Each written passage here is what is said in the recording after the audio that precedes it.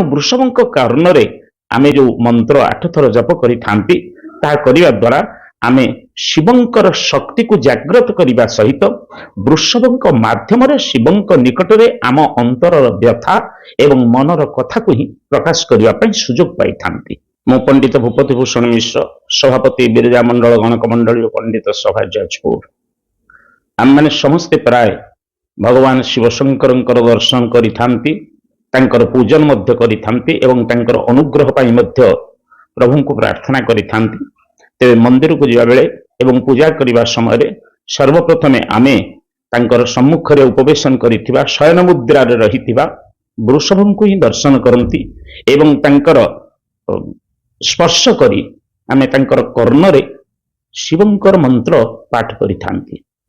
ତାର ଏକମାତ୍ର ଉଦ୍ଦେଶ୍ୟ ହେଉଛି ଯେ ଶିବ ହେଉଛନ୍ତି ଆଶୁତୋଷ ଭୋଳାନାଥ, ତାଙ୍କର